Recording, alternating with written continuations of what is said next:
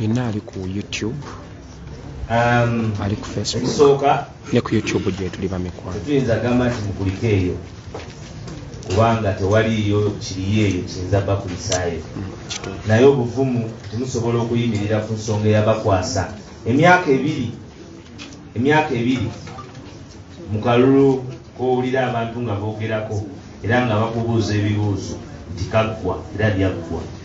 Abo babadde bakyali mu nkomyo olw'ekintu ekiri constitution ekiri mu mateeka nti wabaayo okulonda.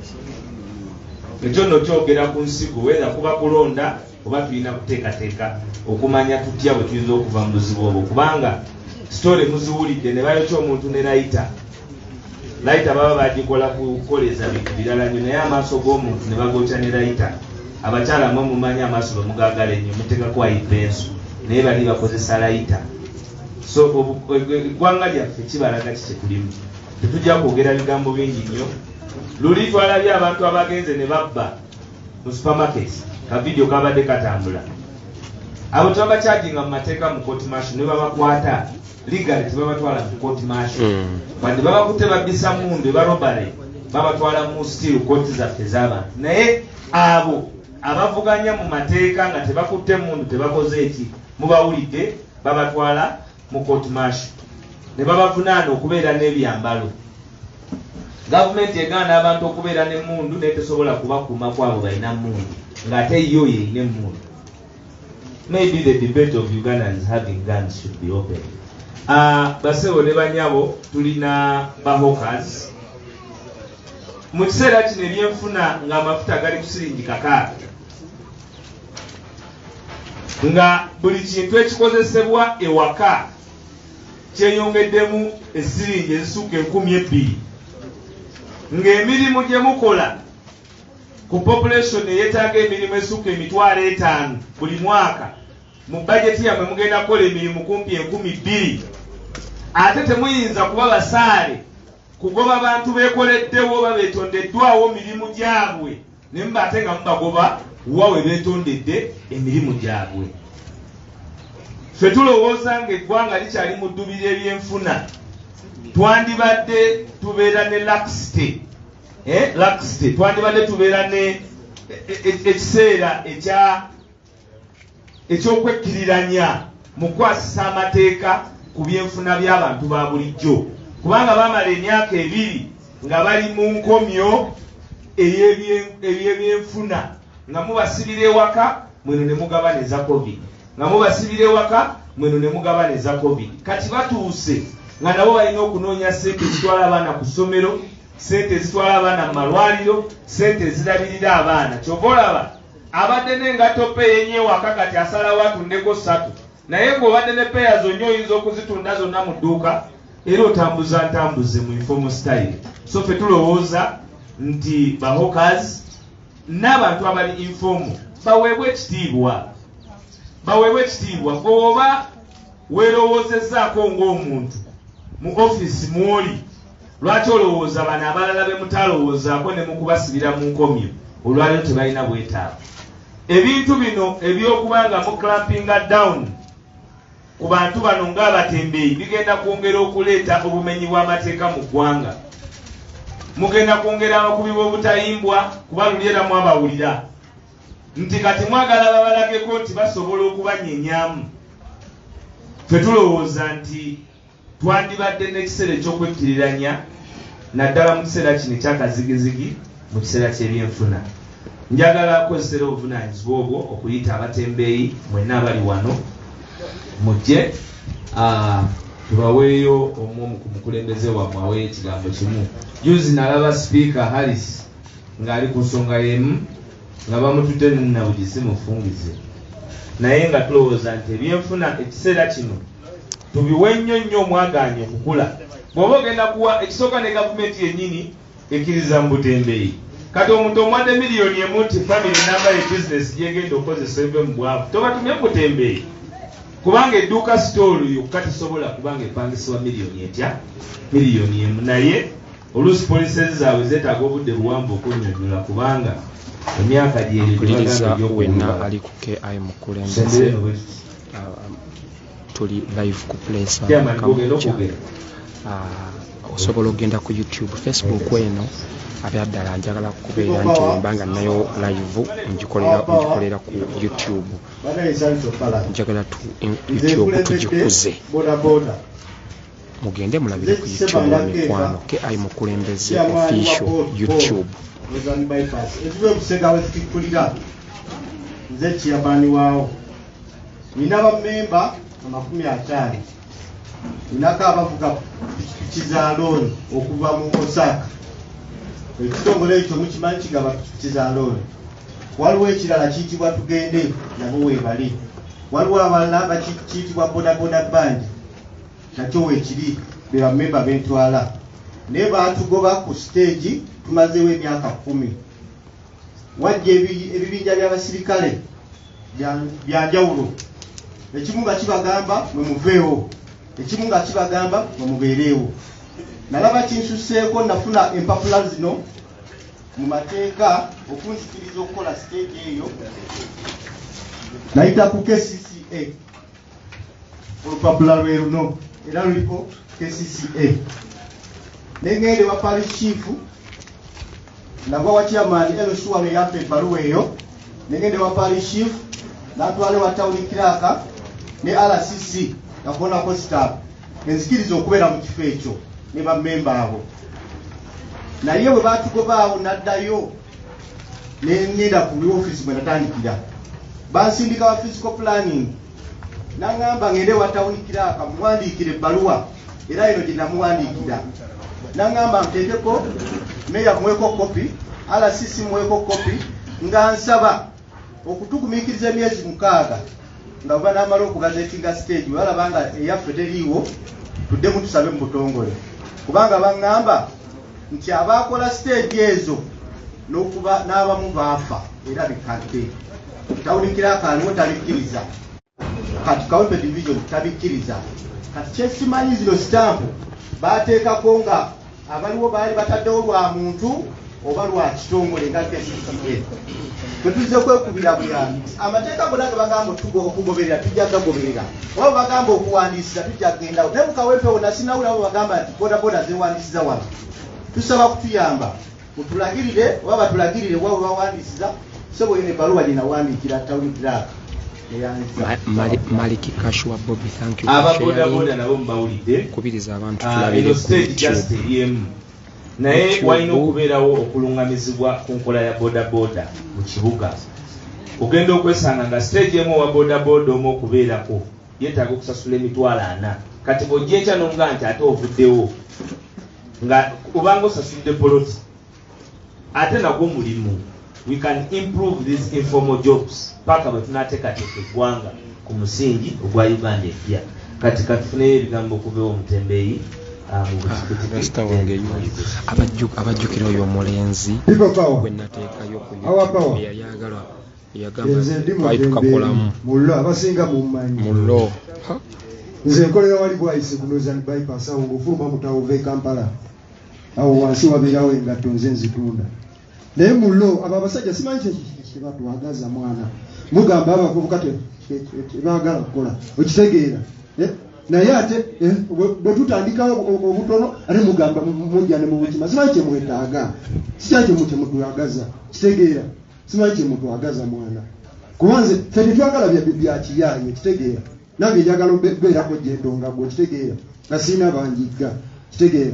Naye bwe mba musaawo ate embeera eyo gamba okunzijako ebyange, eyo lediyo yo gy'okutte eyo mullo, eyo lediyo yo gy'okutte eyo nsobola oginona, nsobola oginona mullo bwebanga yembeera gye mwagala tutubeeremu. Bataano simanyi kiki mwana, simanyi kiki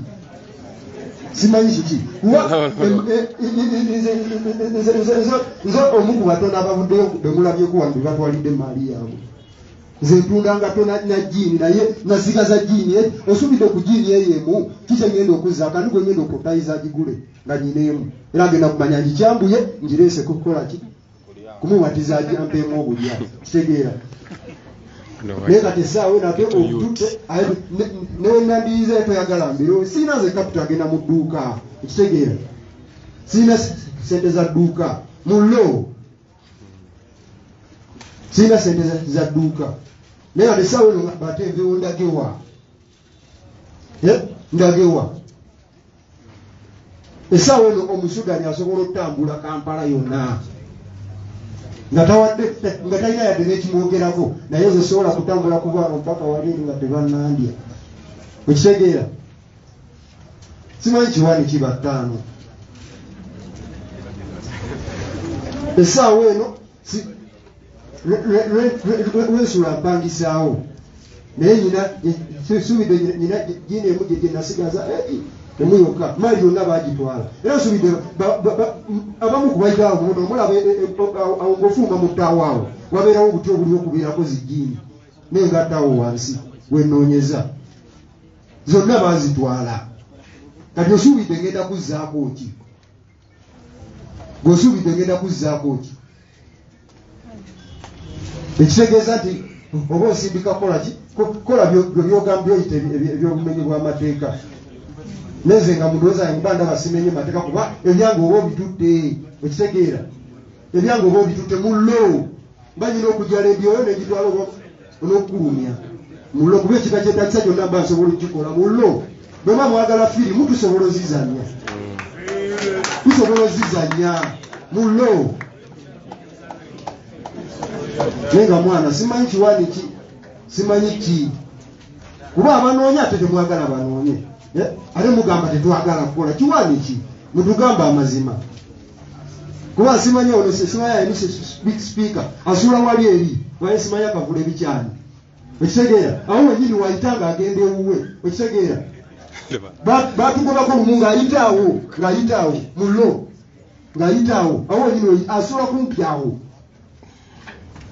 nabbanja asula wenyini naye mwana batugoba akimanyiko nti batugobaawo ate nga tebamanyi nti tebatugambe watuufu tuwe wano wetugenda okukolera ekitegeera ate nga nowansindika okugenda okukolera kati bagenda kusaba omudala gwa muwino okutandikira akatono we katika space nga wamana wano mitwala aga 5 kapito gwanyina wa mitwala 2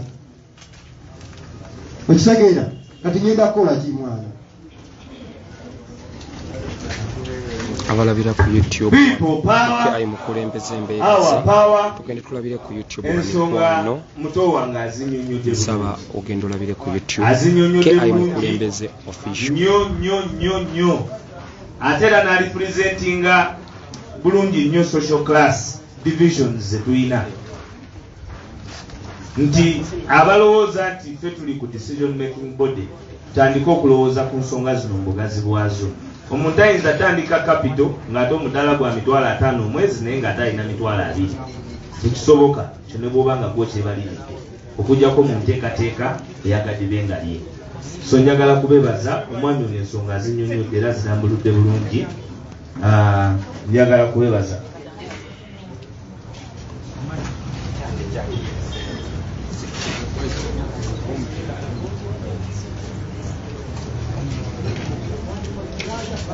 ampuliriza kuke Abakulembeze tuli mu weekly pressa waneeka mukya bwe tuli okulaba nti ensonga abatembeyi abantu b'ekitalya n'okubeera nti ate mumanya ebigenda mu maaso mu ggwanga ng'amawulire obanga information mugijje ku bantu abanyigirizibwa abantu ba people power amanya ekisinya passion Uganda omuyiribi omutembeyi walaali baganda bange omusajja agaye capital wa mitwalo 2 tetumuweza capital tulina wa mitwalo 4 ajjayo peya 2 mu busuubuzi ekaguje peya 2 zengenda okutuusaako nga nzire esobola okuba mmanyi saizi ey'ekigere gy'oyambala baganda bange peya 2 ezogenda zikwata ozitwale nsigale nga siinaamu nakozesezza emitwalo 4 ngenda kujja kusange mu suuti ng'okutta essimu ya mitwalo 4 ngitwale ngitunde emitwalo 10 nzire mufune peya 5 pozi nga bemwagala tukole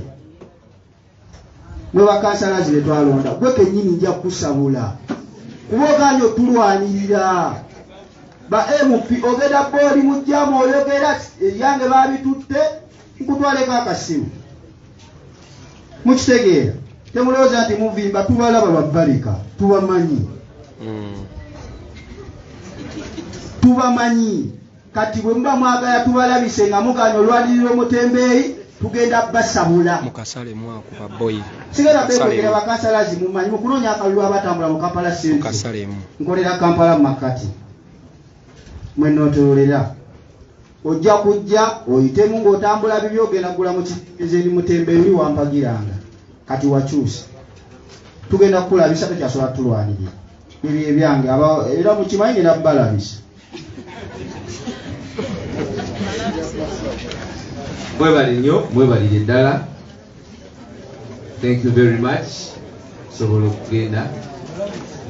tulwadde mukyala mukisa You cannot suffocate voices. aliko yes aliko yayi Nanga katono ketubawo okujja mukasale ne kansala bali mu bali mu byakiyaye naye tugenda basabula nga tetuli mu biragiro naye kati ffe engeri gye tuli tubadde omwana agenda kujja musale tukulemberwa kusimu bo ba biragiro abasomesa bwe beekalakasa muteeyo ku musomese bwe mutasomesa tugenda kufuna abapya abasawo bwe beekalakasa nti beetaaga giraavu ezikola nti bwe muba temufunye basawo nga temuzeeyo tugenda kufuna ab'ecuba.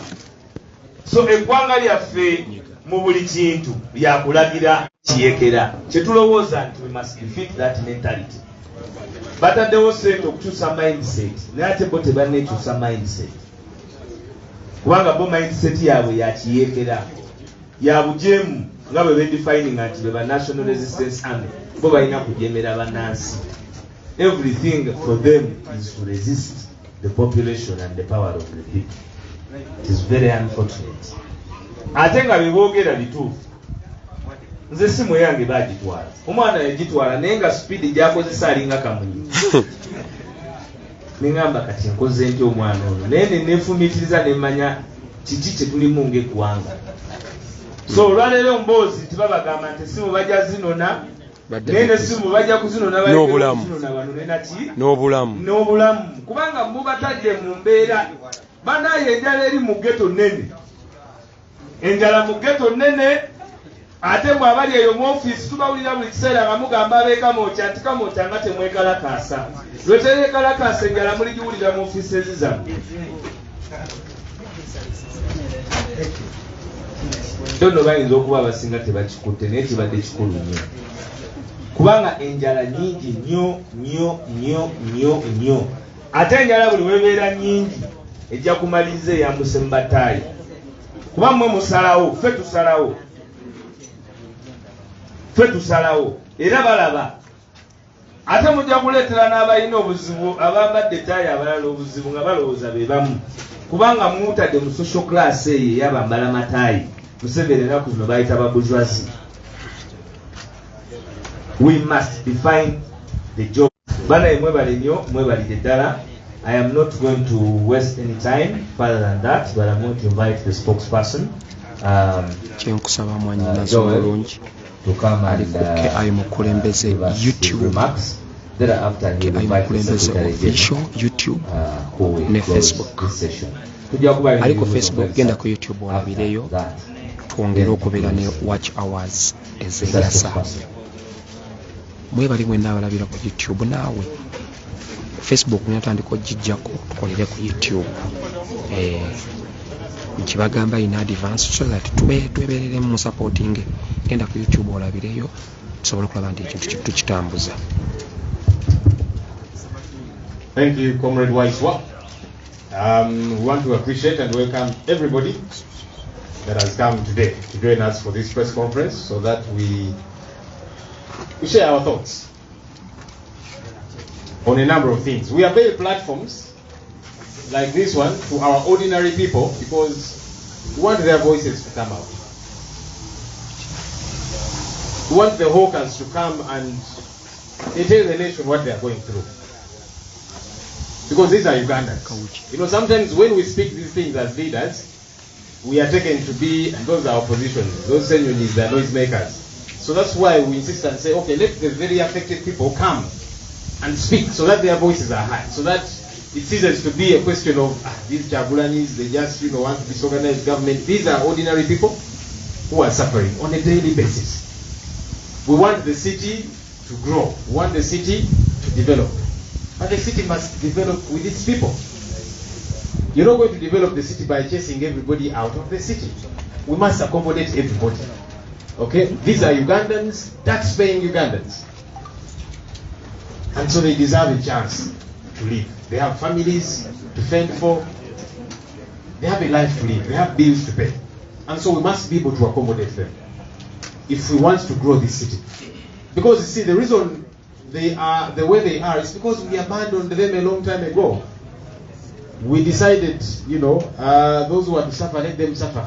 And Facebook And it takes back to a very long time. And that's why I personally believe Facebook there is deliberateness about impoverishing our data people. mungi. We used to have cooperatives in this country. And so it empowered Ugandans. They were able to fend for themselves. But when these Bushmen came, they said, people who are well-to-do, people who are rich are difficult to rule. Let's remove these cooperatives. Let's disempower them. So that when it's election time, you tell them to line up like it was in Kayunga. 4,000 shillings each. When we are in Omoro, 3,000 shillings each.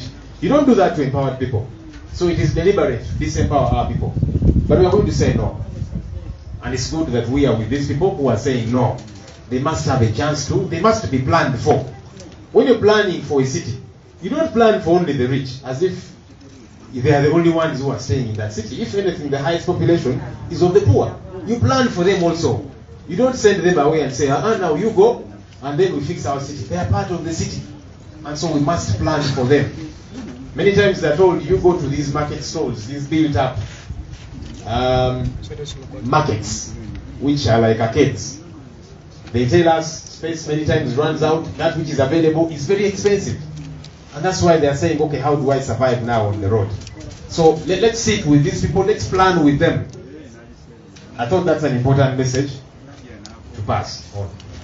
We want to welcome our teams from Prison is a pathetic place to be for those that have been there. And we are always glad when our people come out. It is complicated, but we must keep on keeping on. There's many of our people that are still in jail. Whenever some come out, we celebrate. But as we celebrate, remember again, we have a lot of work to do because many others are still in jail.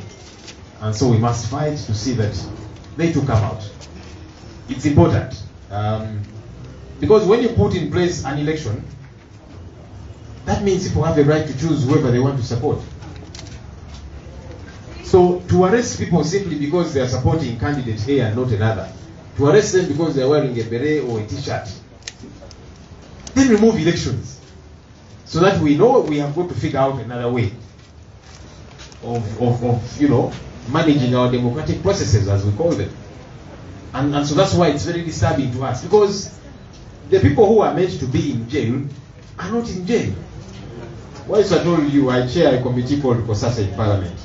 The thuggery we see in this country is very disturbing. In fact, for me, I think there are thieves and then there are thugs, brigands. Those are the people who are meant to be in Chitalia, not these people who are in Chitalia simply because of their political beliefs, simply because of what they feel. And so, it's a struggle that we must not relent on. We must keep pushing every step of the way. One of the other things that has been disturbing to the country and to us as the National Unity Platform is the plight of our teachers. You all know that our teachers are on strike because of the way they are treated. And as the National Unity Platform, we want to sound our strong support for the teachers in this country. We think that for them to stand up and raise their voices and even go on strike, it is the right thing to do for them to express themselves. And so we as NUP express solidarity with them, because the issues they are raising are critical issues. When you say that we are going to increase the salaries of science teachers, but the arts teachers are useless, what exactly do you mean? Because, for example, English and literature have been... So these science teachers, are they able to teach their science subjects in their science language? Because you're saying English is an art, it is useless. And all these others are useless. So we think that it is right for the teachers to stand up and say, no, we want equity. We want fairness across. There shouldn't be discrimination. that there are those who are more important than others. No. No teacher is more important than the other. They are all teachers. And all of us have passed through their hands. Even the best scientists world over, from their formative stages, they went through the hands of both scientists, science teachers, and arts teachers, and they all added value to them. And so we need to stop confusing, especially our young people, because there are young people who are saying, I want to become a lawyer like so and so. And now you're telling them, no, arts are useless. Let's be serious. We think that there must be better planning in this country. Better planning. Because also, and I must warn science teachers, you might get excited that they have promised you a lot of money. But that money might not come and you might go on strike as well a few months from now. Because many times government promises and does not fulfill. So the science teachers need to join the arts teachers to say, wait a minute, we want to fight for equity and for promises to be fulfilled. So when they get excited, I get worried, I get concerned, because I am almost 100% sure that promise won't be fulfilled. Because it's not the first time the teachers are promised an increase, and it doesn't happen. They promise them to calm them down. Now they are causing division. They are causing a fight, you know. As opposed to teachers collectively fighting for their rights, now they are causing a split. It is arts teachers who are now seeing the science teachers as the bad ones. Not the government, which by the way is supposed to fix these issues. Again, for us, we think that this should go beyond just the teachers. There are other sectors too where people are very, very poorly paid. So as we are advocating for better pay for all the teachers, not just some, we want to see a better pay for medical workers. I heard them say they will also be announcing a strike very soon because they are poorly remunerated. As we think about those, we need to think about the security organs too. Police officers, very poorly paid. They live like refugees. When you go to their barracks and see the uniforms, the Mama India Poli, they live like complete refugees. We must focus on them too. Maybe that's why they are very angry. When they are arresting us, they beat us up because they are angry. They are angry with the country, they are angry with everybody. That could be the reason they behave the way they behave. And so we must advocate for them too. So as opposed to this nitpicking and saying now, let's focus on this one, we must focus on everybody. And it's possible. We have money in this country. I've just told you how we are realizing the theft in this country. The small committee that I chair, small as it is, we have been able to discover, theft of grand proportions. And now that's theft in just a few agencies. There's theft almost everywhere. So we have money in this country if we can properly put it to good use. Finally, I'll just comment on this, and the SG will buttress it as well. The Women Council elections were suspended, as you know. That's very concerning to us as the National Unity Platform. We have been preparing. We have invested time and resources to get set for these elections. And then all of a sudden, the Electoral Commission tells us we have suspended these elections because there's no money available. Money is usually made available for the most ridiculous things. How can we say we don't have money for elections? And yet we said we want to go the democratic way. It comes at a cost. And so we must be able to plan. Elections are not an emergency.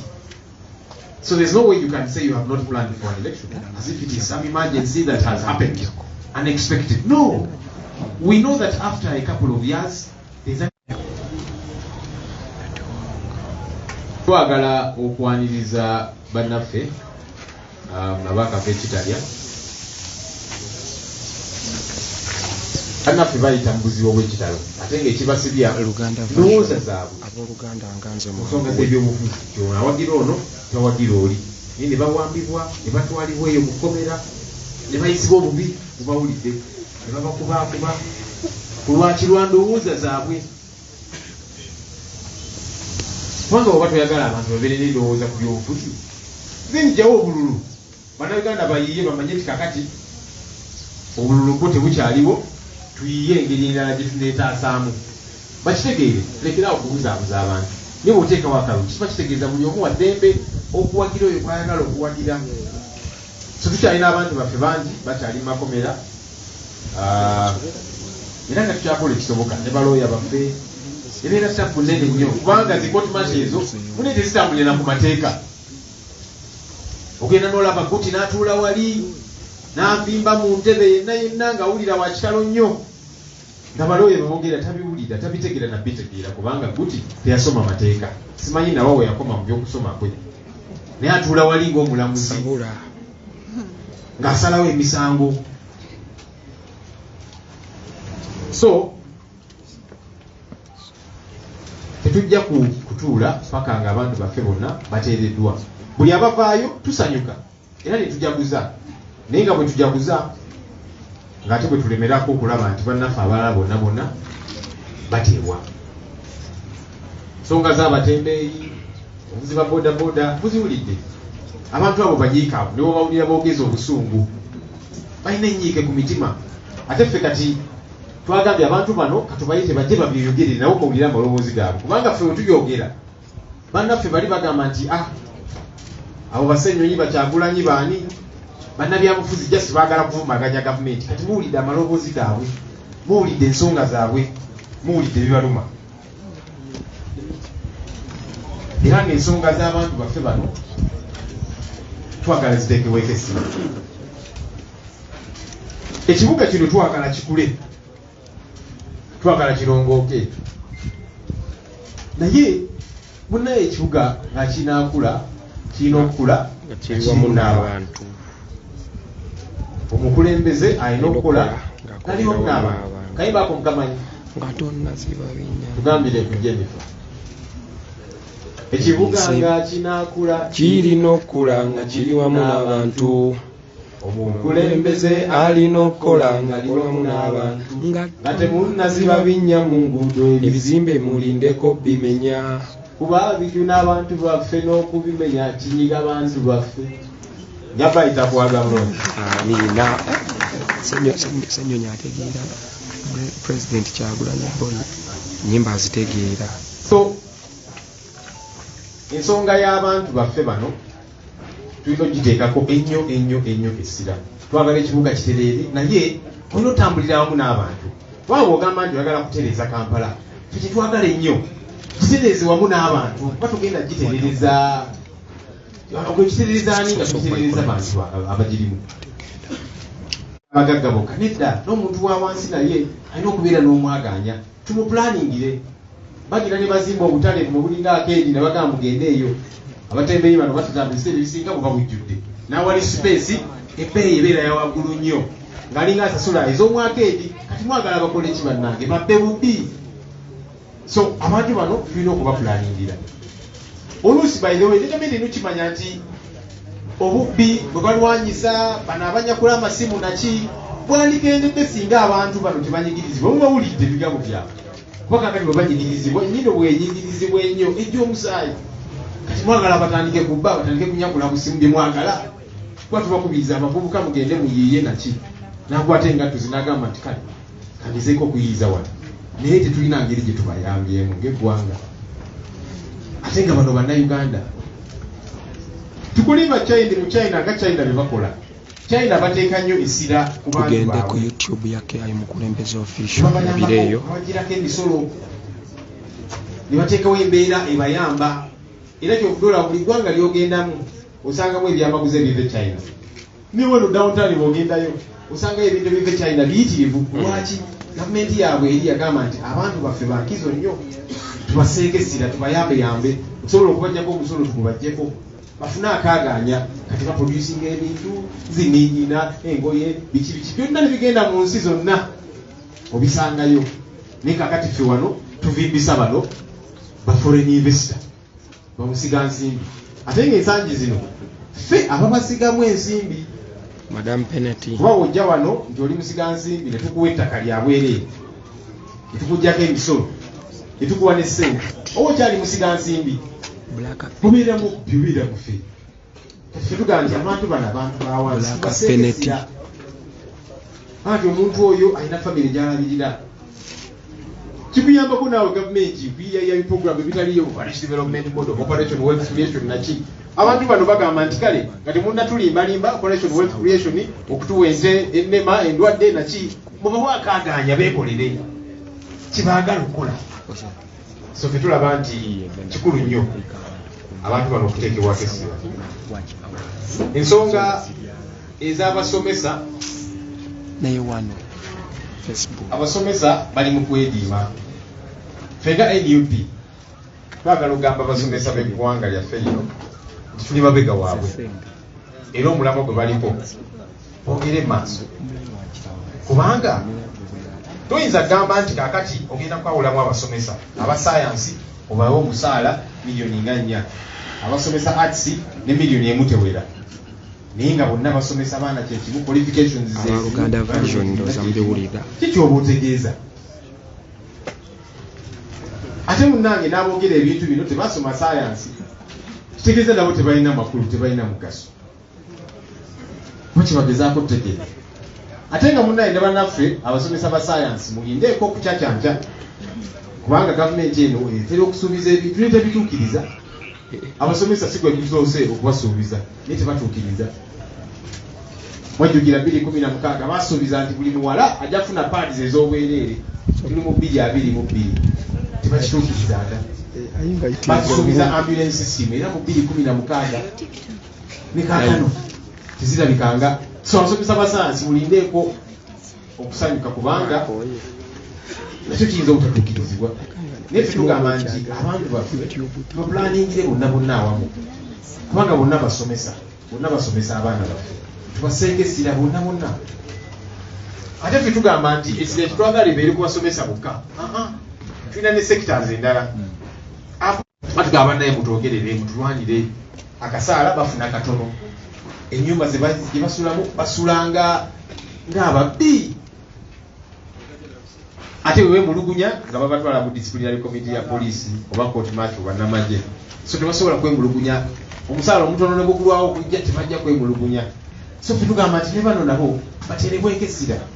Oba oliawo yensonga lwaki batuyisa obubi, ne batugunda nga batukwata ne bakuba babunyiivu lwanyiike, avudde waka teri kyakulya, abaana babagobye ku ssomero, omukyala yeekyanze, kakati bwakugwako nga lwaki taakuyiseemu awo. So abantu bano nabo twagala bafiibweko. Abasawo n'abawulira nabo nga beemulugunya era nga bagamba nti saawa yonna nabo bagenda tandika akeegimo kaabwe, ate nga batuufu kubanga babasuubiza ne batatuukiriza. Bagenda mu mawanga amalala basanga Nairobi, bali South Africa, bali UK, kubanga eyoyo babawo akasaala akategerekeka. Lwaki tusobola kikola wano? Ate ng'eggwanga lino nze ndi omu ku abo abakkiriza nti eggwanga lino lirimu ssente empitirivu naye zoonoonebwa, zibbibwa. Bawulira akakiiko enkulemera mu Parliament Kosase, tulaba obubbi obw'enkukunala. Mu ggwanga lino mulimu ababbi, mulimu n'agabbi. Kubanga oli bwabba akasimu, oba nfuuka obabbi eki, oyabeera mubbi. Naye obanga oli mu kubba buwumbi andikira mu billions. Ssente zo weeziri naye agabbi oluzungu ndumanyi egabulawo nazo. So oli planning obulungi, abantu bano kiba kisoboka nabo okubeera thugs. Nakusembyayo ensonga y'obululu obw'abakyala, era mwawulidde Electoral Commission yabuyimiriza. Tetugamba nti obululu si kigwa kitalaze emergency, nedda. Tumanyi nti wayitawo emyaka bwegiti oba ogenda mu kalulu, kati lwaki tukapulaningira, lwaki katugwako nga abatakamanyi kyati kakati sente zibuze, tuteeka sente mu bintu ebirala ebitali mu makulu. Lwaki akalulu? Kubanga twagamba nti kakati tugenda tambulira ku nkola ya demokrasiya, lwaki akalulu tukateekako sira anyirira? So kyatunyizeemu ng'ekibiina, kubanga tuze tuteekamu sente, abantu baffe tubategeka tikakati obagamba nti mugira mubivaako. Of course fenga NUP tiimu zaffe tugenda sigala ntaki nazo, twagala tizireme kugwamu ssuubi, era katusuubire bannaffe mu gavumenti tebakikoze nga batiddemuko, kubanga balabye nga tuli mukola mobilization owa ddala. kunga n'ebirala era babitidde nnyo abantu baffe bali bakwata nakafuna amawulire nti abantu baffe kawempe abamu babakutte nga baorganizinga nsonga za kunga. Tuli kibiina ekyebyobufuzi era tulina eddembe okumobilizinga abantu baffe naye gwafuuka muzango kati ebyo byonna byonna bibatya naye tujja kulemerako buli ngeri yonna. Mwebaliyo okumpuliriza ampite Ssabawandiisi ajje naye. Oyo ye mwogezi w'ekibiina omu gwayinza okuyita spokesperson, omu gwayinza okuyita chairman Kasase, omu gwayinza okuyita Joel Ssenyonyi Kisekezi. Mwena abali ku YouTube ne Facebook banange va ku Facebook genda olabireko ku YouTube Bible olwokubagobaganya naye abalala people power, our power, our institutions, people power, now our institutions wali comrades, spokesperson, deputy spokesperson, comrade leaders, speaker Kawempe and others, members of the press. Thank you so much for coming for our press conference today. I want to appreciate you, the people of Uganda, and of course all comrades, for constantly speaking out whenever there is injustice. Last week I was of course briefly arrested, as you remember, and many of you raised voices, so I want to appreciate you for that, because we have to always show these people that people power is stronger than the people in power. Of course, I want to appreciate our team's leaders who continue to do great work. Parliament was celebrating 1 year. Our members of Parliament were celebrating 1 year, but there are some of our comrades who have stood out, and I hope Honorable Ssenyonyi doesn't mind me appreciating him for the work he's doing in Kosasu with the thugs who are stealing public funds. I also want to reiterate what he has talked about. The question of teachers is very, very important for us as NUP. You remember in our manifesto, our critical issues were education and healthcare, and we promised that if we were to take the leadership of this country, just like Uganda selected us, one of the things we would focus on is to improve education. And you cannot improve education when the teachers are not being paid well. And you cannot improve education when you are discriminating amongst the teachers. Then you're saying that science teachers are being paid better than arts teachers, as ridiculous as it sounds. But like we've been saying, the challenge in our country is that we have leaders who are still in the 20th century trying to lead the country in the 21st century. You listen to some of their ideas and you wonder how they think.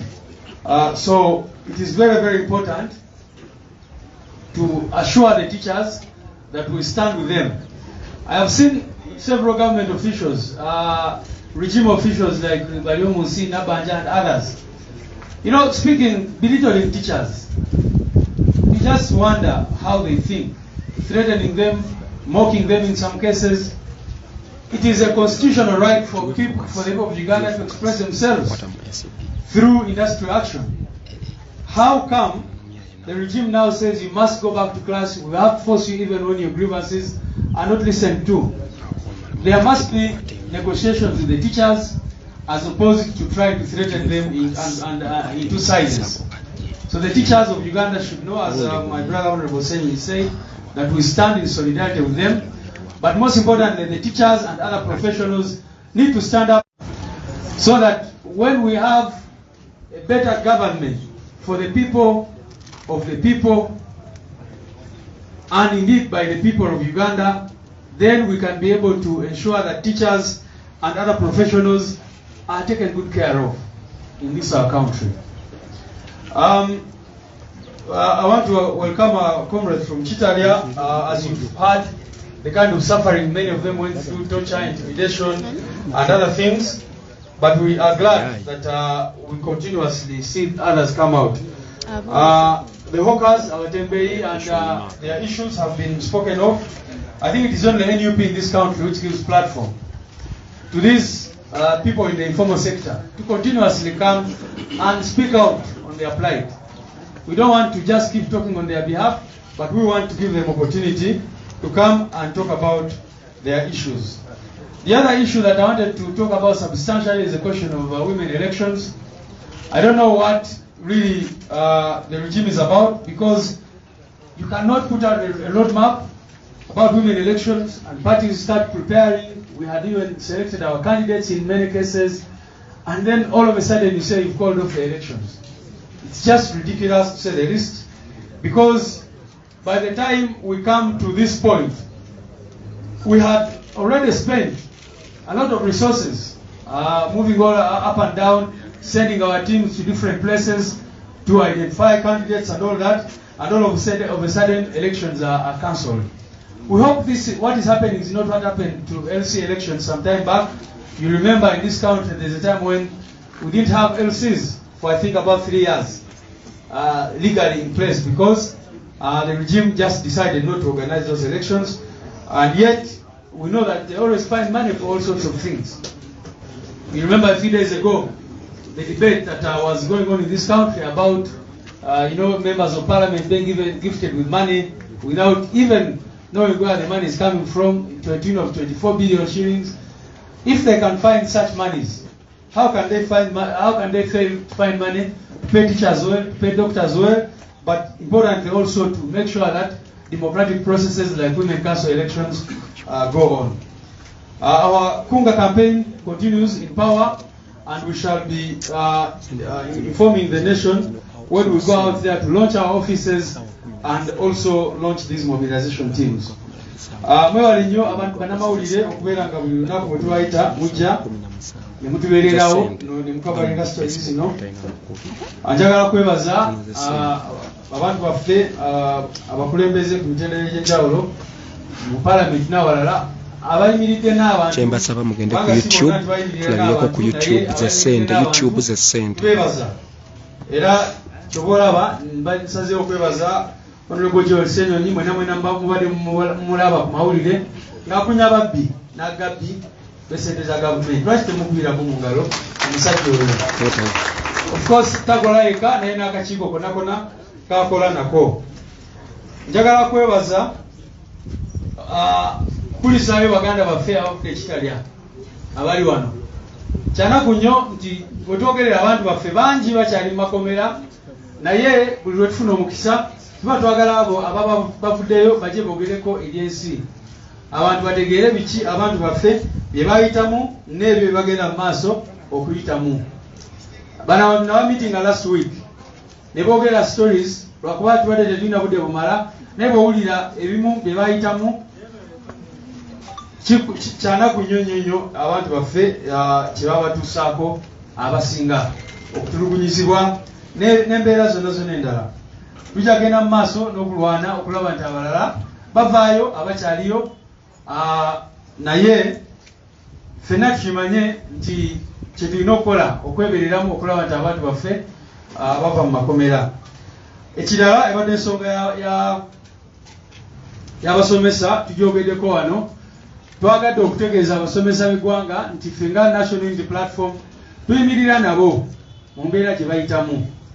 Mu kaseera kano lujimu ya Museveni bwegezaako okuba intimidatinga oba okubatiisatiisa, okubaforcinga nti balina okudda mu kiraasi newankubadde ensonga zaabwe tezinakolebwako. Ekyo kyanaku nnyo. Mulabye mawulire ga weekend eno nti baguze ennyonyi endala enwanyi banyisa byonna bye babeeramu ebyo. Era bwe bawulira nti kati NUP yaplanizeeyo kaki basobola okulolizinga biliyoni ne biliyoni, naye ate abasomesa bo nga bali eyo nga badaaga.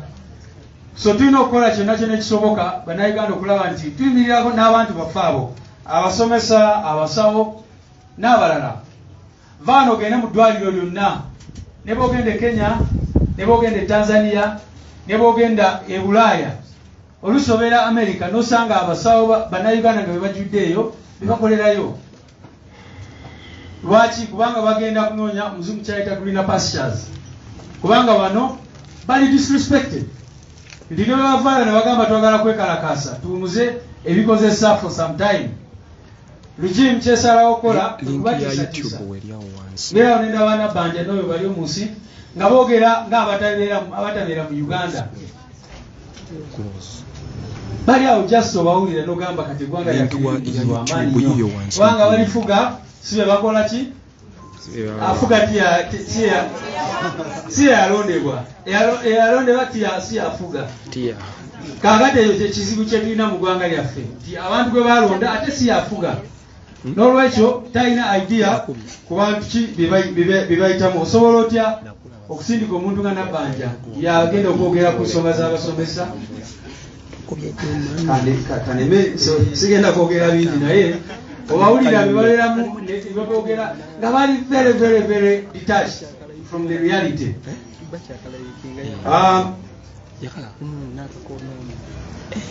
Ensonga z'abatembeeyi nazo zitukwatako nnyo era NUP egenda mu maaso n'okuwa platform abantu baffe bonna bonna bamufuna mpola kubanga NUP ye background yaffe tukiririza nnyo mu bantu ba bulijjo era kyova olaba buli tufuna chance tuba twagala tubawe opportunity bajye boogere ku nsonga ezibaluma mu ggwanga lino. So abatembeeyi ababodaboda n'abalala bakyanyigirizibwa era bino bebadde boogera wano mu bitwale serious.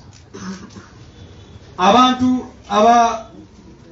abappa obusimu ne bakuba abantu obutayimbwa n'ebirala oluusi be bantu abo ababeera push to the wall ne basalawo nga balina okusurvivinga mu ngeri emenyamateeka eyo yennyini. So abantu baffe nga NUP tubadde tukyogera nti bwe baba nga mwagala kutereeza ekibuga tumekire sure nti waliwo alternatives z'abano abantu naye tosobola bagoba n'ogamba mugende mweyiye nga tebalina wakweyiza nga n'amataka gabwe mu byalo mwagabajjako ne mugabba ne mukola ki ne mubalumba mu mwanyi byonna abasinga ne bamaliriza n'ebyenjigiriza nga si byakabi abasinga ne bamaliriza mu butembeeyi n'emirimu emirala gye basobola okugyamu ekikumi naye mwe ne muvaayo okubayisa bwe mutyo. Finally ensonga y'akalulu k'abakyala tubadde tugyogerako era omwogezi waffe agyogeddeko bulungi nti okola roadmap n'ogamba nti mu mwaka ogw'2022 mu mwezi ogw'omusanvu tujja kuba n'akalulu k'abakyala. Kaakati kyewuunyisa okulaba nti bavuddeyo ku ssaawa zino ne bagamba nti tebalina ssente zagenda mu maaso n'akalulu kano.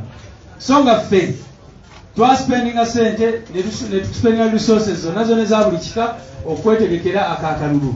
So kyewuunyisa okulaba nga bavuddeyo ne bakajjako kati kikye batugamba baagala kukatusuulako bagambe nti kati mugenda kakuba next week oba ki nga balaba maybe oba oliawo engeri y'okwetegeka si nnungi. Naye kanjogere ne ku kino nti nga tebanayimirizanga n'akalulu basooka ne bagezaako okulaga nti akalulu ka NRM yokka naddala eyo mu byalo babadde bagamba nti abantu bokka betuwandiisa be ba NRM kubaka n'akalulu si ka bonna. So you can even imagine nti abantu baffe eyo mu byalo abasinga babateekamu ekirowoozo nti NUP n'abalala tebalina kwetaba mu kalulu kano naye ndowooza okulaba nti abantu bavudde ne beewandiisa ne mobilization efforts zaffe kwe kusalawo ne bagamba nti bo tebali kusaidi yabwe ne bakajjako. Tugenda mu maaso era ssaabakunzi waffe kirungi ntoze badde njogereko ku nsonga ya Kunga wano sebo webale nnyo n'okuwangula omusango katusabe Kunga kyamaanyi nnyo katusabe ate nebigenda mu maaso osobole okuwangulira ddala. So byebyo ebyange njagala kubeebaza bannayuganda tugende mu maaso n'okukunga abantu baffe mpaka nga tuggyeko mijimu eno etawa abantu kitiibwa. People power, our power. Kunga Uganda kunga. Kunga institutions kunga. Kunga abavudde kitaya kunga. Kunga abatembeeyi kunga. People power, our power. Banaye kati nja kutwala ebibuuzo 3 byokka. Ebibuuzo 3 byokka. Ebiri ku mulamwa n'ebijjana ebitali ku mulamwa. Mwebale mwenna abali ku KI Mukulembeze eyo akibalama. The hands please, my brother. Agenda buuza bya kibiina. ampuliriza aliko ali mukulembeze olwo ansabye wanda enamba yange eya YouTube enamba yange gyenkozesa eri 070 31 93 294 oba 0781 333 619 YouTube mweyalire ddala nibana ono omwami bamuyita Hamza okola omulimu munene ku Facebook, YouTube webali. You see now, you've already identified them as a journalist and they are masqueraders. That defines them. A masquerader is a person who imposes himself into what he is not, or an entity. And that matter is a matter that has been to court by the same parties and has been settled by a competent court of law, especially at the level of high court. Those parties cannot revisit the same matters or issues again, not even in court. So that matter is less bidicata. Treat it the way you see it. But you see, we are in a country, as NUP, we are on the foundation and anchored on the power of the people. We also accept other people to their freedom to dream. This is a formidable political party. We are the first of its kind to have our own home without burdening others. So it is also understandable when the regime decides to fight with us using proxy. General Museveni, we are fighting you directly. Stop using the emissaries. If you want to fight us, counter it. If you don't want NUP, ban it and we start another thing as people power. Stop scaring people and confusing people whenever there are elections. We are not scared of the masqueraders because we know that the masquerader is the general himself, and we chose to take on the general. So that question was answered as that. I don't even think it warrants a reply from our esteemed Secretary General, especially because it entails the masqueraders. So shall not waste time. They are being supported by the regime and their actions are by. Just imagine if I woke up tomorrow and set up an NRM office anywhere in Uganda, what would happen? But because it is the regime and they want us to waste time when we are vague answers. Teachers are striking because of emoluments. Our children have not been to school for over 2 years. We have a syllabus to cover, but the whole country has been thrown into hula-baru of NUP because it is what can take away the eyes from the real things we are supposed to speak about. You have a prime minister who is at that caliber. We would even take more time defining the office of the prime minister. So let us look at the major on the majors, and leave the minors to be worked on by the minors. I thank you very much. Another question? Deputy spokesperson. Another question. I hope we have answered Unity that one platform. sufficiently. Yes. Muluganda. Kirese Muluganda. Ngeri gyembadde mulwadde eddoboozi lyange likyali ttono era nnyo balamusizza mwenna basaba ne banyazi kikoze kyange kigenda wa Secretary General twadde ekyokulabirako nti oluvannyuma lw'akakiiko k'ebyokulonda okusazaamu okulonda kw'abakyala ssente nnyingi zibbiddwa wabaawo ne ssente ezaweebwa ababaka ba palamenti obukadde 8 twandyagadde okumanya akatono tonga nokufate ababaka ba palamenti abafuna ssente ezo nga bwe twatuulirako baazizaayo oba tezizibwangayo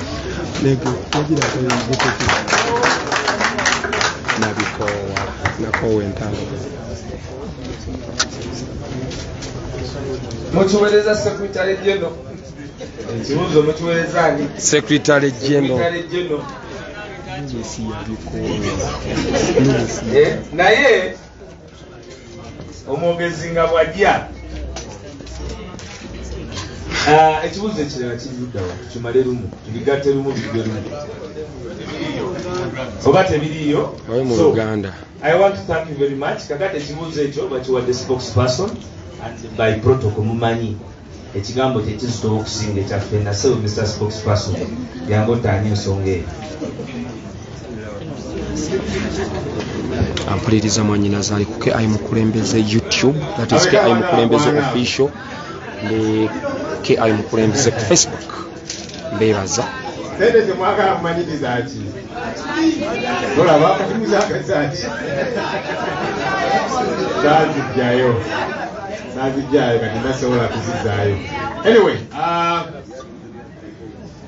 this question of the 40 million continues to linger around. Right, because amulaba lwaki abasomesa twagala beekalakaase. Waliwo alembedde ku twagala Luganda lokagenda kuvunula tufaayo. But anyway, Zagamukao. Seriously, the question of the 40 million has been lingering around, and it's important for Ugandans to ask these questions. Because as leaders, we are accountable to them. That's important.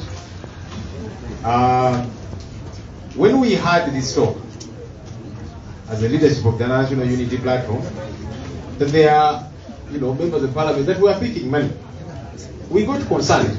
And we said we don't care about the other parties, what we care about is NUP, because Ugandans have entrusted us.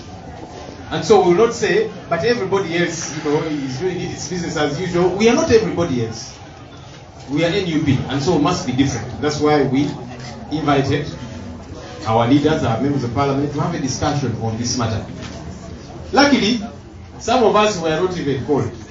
They say people like Ssegirinya Ne Ssewanyana, they are wiseacres. When you call them and tell them to come and pick money here, they will run to social media and blow up everything. But we had a discussion with our colleagues. And we said, those that have not picked it, please don't pick it. It is wrong money. A few that told us they had picked, their understanding was they had been hoodwinked, that it is gratuity, it is whatever. And we said, look, money that is right for starters should come to your account. Any money that does not come to your account, it is wrong. So no one should hoodwink you to say, now this money is for field work, it is gratuity, it is whatever, come and pick it from here. No. If it is correct money, it should pass through the right channels. And so we agreed together that those that had picked it, return it. And we told them the same way you received it, return it. We had another meeting to update ourselves, and those that had confessed to picking it, having been hoodwinked, they said they had returned it. Suppose one would ask, how sure would you be that they returned it? We said, look, these are adults, these are leaders, we want to take their word at that. We said we are not going to police them, put a camera on them to follow them. We said, if you're telling us you returned it, we shall take your word. But if you're lying, the truth eventually comes out, doesn't it? Yeah, so we said if they told us a lie, the truth will eventually come out. But we said, let's take them at their word, and then we move. But most importantly, that we learn a lesson. We learn a lesson that you don't jump onto money here, there that is difficult, that is not properly explained in the book. What the very least first goes out, so that we agree and know what this is about. So I'm sure that's a lesson our colleagues have learned. Buluganda.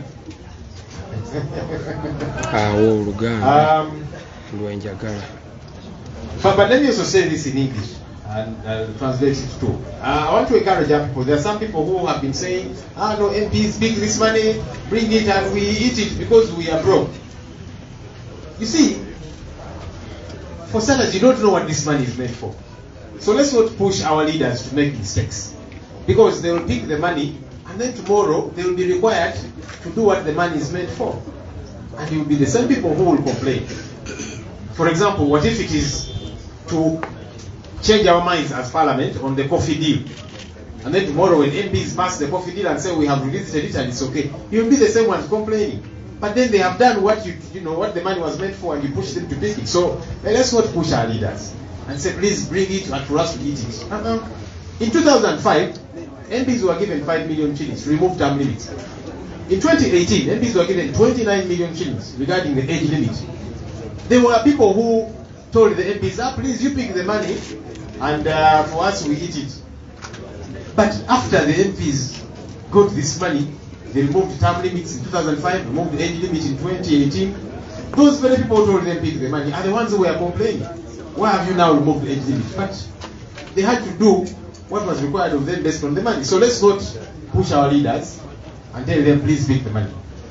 Ensonga eno eya miliyoni 4 okusookera ddala njagala kwebaza bannayuganda olw'okulemera ku nsonga eno kubanga ffe ng'abakulembeze tuli accountable gye muli.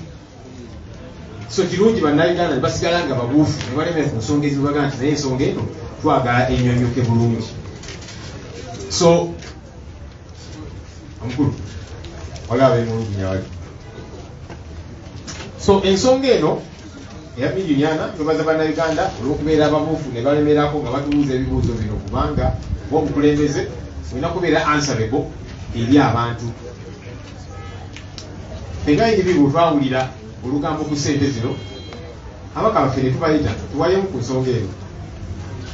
Era aliwo abagamba nti ate kati NUP yonga ekiremeddeko bino ebyogamba nti abalala bebibiina abalala ebirala nabo bafuna bo nga tebabiriko. Ffe ne tuli balala tuli NUP ekiri sabula era tulina engeri ffe gye tukkirizamu gye tulina okutambuliramu. So tugenda gamba abalala nga bazijjere tewali buzibu naki. Ffe tuli balala tuli NUP tulina kubeera banjawulo. Bannayuganda batusuubiramu ekyenjawulo kyovudde olaba ensonga eno bagiremeddeko nnyo. So twayita bannaffe abamu ne batugamba nti bazijjayo mu ngeri y'okubuddisibwa kubanga basimanyaza nti bakibiki naki. Tubaga nti kakati sookera ddala abatannazijjayo temuzijjayo, abazijjayo kakati mutegedde nti zaali nkyamu kubanga toyinza gamba nti sente z'omubaka zonna entuufu sirina kugira ku akawunti oba musaala oba alawenses naye zino nti kakati genda ozijje wano oba wali kiba kikyamu. Era netukkaanya ffenna abo abaka abaga nti bazijjayo bazizzeeyo. Tubeera ne meeting endala era abo batugamba nti baali bazijjeeyo batugamba nti bazizizaayo. Of course tetwagamba nti bano bantu bakulu tugenda bateekako kamera batambulireko kukakasa oba bazitute. Twagamba bano bantu bakulu bakulembeze oba mutugambye nti mwazizizaayo kale tujja twala ekigambo kyammwe. Naye bwe muba mulimba amazima gamanyege galina engeri gye gavaayo nga wayiseeyo oba kabanga kanene oba katono kugamala ne gavaayo. obulimba tebunaba So twenda gamba nti ojja kutubuzaabuza nti wazizaayo ate nga tiwazizaayo. Naye tugamba nti kale wali ekigambo kyammwe naye okusingira ddala okubeera n'ekyokuyiga. Toyinza kubugira ssente z'otategeera ojja kugwa mu kamasu. Abasajja bano munaye tebeebase bayiiya mu maaso bwakututeka tetulina naffe okubeera bulindaala. Naye njagala kukubiriza ne bannayuganda abamu kubanga abamu bagamba nti ennyonyi tubuulireeyo bumira ssente zino waganda n'ozijjayo naki zireete ffe tuzirye tuli bubi. Nibabuuza mwe ssente zimwagala tujjeeyo mumanyiza ati bale tuleme kutomeza abakulembeze kubanga bajja kujjayo ssente ezo ate enkya bwe banaatuukiriza obuvunaanyizibwa bwa ssente ezo katugambe ng'ensonga y'emmwanyi gyati kakati palamenti ensonga enezeemu negitunuulira kakati endagaano eno tugiyisizza. Abantu bennyini abo ababadde bagamba muzijjeyo tuzijje be bajja okwemulugunya ate mwe bagambye bazijjeyo kati bazijjeeyo bali kutuukiriza obuvunaanyizibwa bwazo nimwemulugunya. So tuleme kutomeza abakulembeze baffe nga tugamba muzijjeeyo. 2005 ababaka baweebwa miliyoni 5 ojjawo age limit. 2018 baweebwa miliyoni 29 ojjawo age limit. Eri yalitambula emiti eno age limit. Era abantu abamu mu kaseera nga bagamba muzijjeeyo ffe tuzirye ne bazijjayo abantu ne bazirya ate olwamala ne bakola ekyo ekyabaweebwa ssente. Awo bennyini ababagamba nti muzijjeeyo ate nga be bemulugunya. Lwaki mujjeyo tambulimi lwaki mujjeyo age limit kakati mulekera okutomeza abakulembeze ebyogamba nti muzijjeyo tuzirye mujja kuzirya zibalakire bannange. So ensonga eyo njagadde ngikoleko abakulembeze baffe tuli ku YouTube kubanga ajja kuzijjayo link eryawo wansi YouTube asayininge wali mu Abakulembeze official endagaano y'emmwanyi oba ki ate kidde eri ffe nga ffenna kitwenyiga. Ssegirinya, there's a question for you. ye embeera eri wano our power. Ndowooza ensonga bwegiire ogitegedde bulungi. Amin. Omanyi nze ejjinja gye nakulira waali ekinoni bakyeta kalooli bagenda bajja mu Luganda. Kalooli Kaloli eyo mumuwave omanye esobola okutwala kilo 3 ez'ennyama omulundi gumu. Kakati yabba ennyama naye ng'ennyama erimu obutwa, kati eba egenda nayo ate naye ennyama n'egigwako ne bagiteeka mu ssigiri bagifumba. Bonna abaali abakola ki? Bonna abaafa kubanga baali balowooza balya kyabwerere, balya kya kalooli. Kati nalaba abaali batwala essente nga tebamanyi nti kalooli yegaba naye ng'ate wajjajja aba atezeeko obumaso.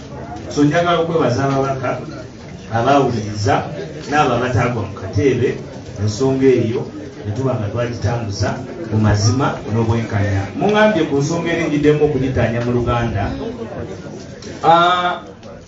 Ekibiina kya National Unity Platform kyawandiisibwa mu mateeka era leero tugenza okumaliriza nga tebakyakaayana oba kiriwo mu mateeka oba tekiriwo mu mateeka, naye ng'ate waliwo abazuukuse nti be bannannyini. Mu lutalo olwo ne bannyonnyola na butya bwe batakyali bannannyini era ne wabeerawo okukakasibwa okwa Electoral Commission. Naye ekisinga okuba ekikulu nti ensonga eno gye boogerako General Museveni gy'akomyawo buli kiseera, ensonga eno yateesebwako n'emala n'etwalibwa mu kkooti ng'abantu aboogera leero abajojobya kati be bajojobya ku luli nga bali mu kkooti. N'abamu ne bavayo ne bagamba nti ab'amagye agaali gakulemberwa General Muhoozi oli omulala David nti be baali bakulembedde oluwenda olw'okusaanyaawo ekibiina kya National Unity Platform. Ebigambo ebyo byali bya Bayibuli, biri ku oath. Oli yakuba akalagaane n'agamba bannange nze kibalama bye njogera byonna si byange, byonna bya gavumenti y'ebintumye ng'akutte Bayibuli. Kakati ffe nga tazzeemu kukwata Bayibuli byayogera mu bireke, eyo ensonga yaggwa. Ensonga lwaki bagezaako okulaba nti buli kiseera wabaayo akalulu ak'abantu abangi nga tukamobilizinze nga bwe tukamobilizinze bavaayo ne balwanyisa okumalamu abantu baffe amaanyi obuteenyigira mu kukwata manvuuli okutwala obukulembeze. Era bwe twabaswazizza ne balaba nga tukyali ba muggundu ne bakuba eri ku Electoral Commission ku Jinja Road nti okulonda mukole eki mu kuyimiriza abakazi beefudde ekirala bonna baagala kugira ku manvuuli kubanga mu bifo ng'ebutambala teriyo beenaaleero obumyufu bonna obuliyo bwaki mu bifo ng'empigi mu bifo ng'emasaka mu bifo ng'ewaife Idinda. Kakati bwe balabye obugazi obwagaagu obw'ekibiina kya National Unity Platform n'okulowooza nti bayinza okukiyamba aye ekyo biriita balemereirwa era kyenkwakubona leero muli wano buli kuwaya ku nsonga da Uganda nga National Unity Platform. Omusoga mwene People power, our power. Our power, NUP, olutalo nga luwedde tuliyambale engule, tuliyambale engule, tuliyambale engule, olutalo nga luwedde tuliyambale engule, tulivimba mu Uganda ebya. People power, our power. Thank you very much. Abampuliriza bonna abali ku KI Mukulembeze nkwebaza olw'okubeerako mwena abalabidde ku YouTube. Leero tugaseeko essaawa ssaawa nga 10. Mwebale manyi buli muntu alaba ku YouTube ayongerako kinene, buli omu alaba ku YouTube ayongerako kinene. Lwaki ssaawa zino leero tukozesezza 1 and ziri 90 minutes. It means 1.5 hours. Tukozesezza 1.5 hours. Kitegeeza bwe babanga ziri 1.5 hours tukozesezza bantu 10 kiba kitegeeza ssaawa 10 n'ekitundu oba 10 kitundu tuba tulina kye tugasseeko ku YouTube.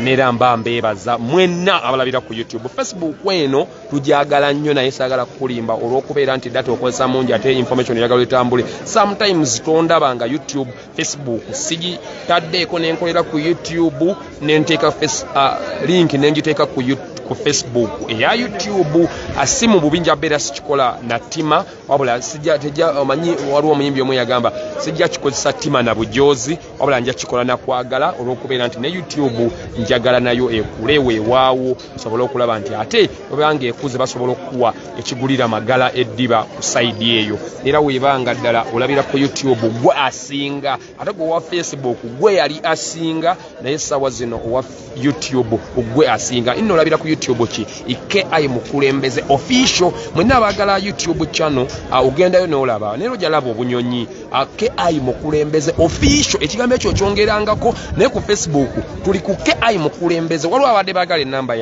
enamba yange data atusumbuwa ekuba okola ku YouTube Facebook mwenna abayina abagala for any support ogambye data oba gwogambye eki for any nga tokakiddwa nga sikakiddwa negana mu 7 nga sikakiddwa nga osobola okugaba data nga tokakiddwa eri 070 31 93 294 070 31 Chenda musatu 294 eya Airtel eya MTN eri 070 33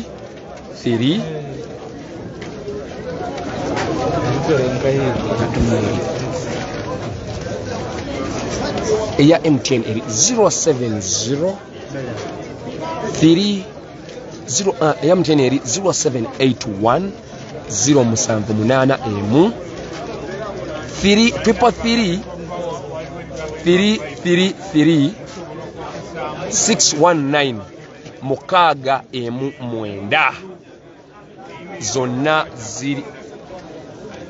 zonna ziri ku kibayita ku WhatsApp WhatsApp kweziri ne ku mobile money oba olwa data enazo kweziri nena ziddamu omundi ogusemba tweyongerayo 070 31 93 294 eyo ya Airtel MTN eri 0781 333 619 ku WhatsApp oba olina kyoyagala okuŋŋamba oba olina kyoyagala okwogera osobola okujja mu inbox yange anosobola okubeerako nekyogattako kuba bangi mujja bambi n'ebibuuzo ebimu nze byensobola mu busobozi bwange okuddamu nsobola okubeera nti ate ndikuddamu ekyo nkibeebaza nnyo neera ku YouTube bannange mutandika olabirako kubanga Facebook sometimes nja kuteekawo linki si mu bubi naye olw'obulungi lwakubeera nti data atosombwa nange manya streaming emirundi ebiri kuba amaanyi nga yina simu bbiri nzikutte right now ndi ku YouTube ne Facebook naye for the best data ikaika yaba atusumbuwa nti ng'osobola streamingirako wamu ate nga message oba oyagala ekole ki etambule ku YouTube waliwo oli nga yalabira ku YouTube kokka gye bali nga Facebook ye yagana mu simu nga yakusanga ku YouTube ne wabeerawo oli ng'ate yalabira ku Facebook ate twagala beera nti tubaleka mabega naye olw'embeera y'ensi awo weyinza okubeera nti etugwako waliwo yaŋŋamba ngule layika njina naye layika tekwata buli wamu layika njina naye tekwata buli wamu layika mfu engeri si byangu naye for the best of the struggle angenda kubeera mbeerekereza mwebale kubeera nti ate mulaba mwebale kubeera nti mulaba ebigenda mama makindi omwogerako ki mukyala bamitani Africa surprise kalo wange wali ndowooza oyo Sharon wa Bobby mumanyi bikaseera abeera musanyufu oba yagala okulaba obusungu bwe ala yogera ku Kyagulanyi ajjayo n'agombuto bambi genda kubeera mbeerekereza IKI Mukulembeze ayagala kubeera nti abeerekereza naye awo aba abeerekereza tuvaayo n'essaala Mukama Katonda obulungi akumeyize excellence Kyagulanyi Center mu Robert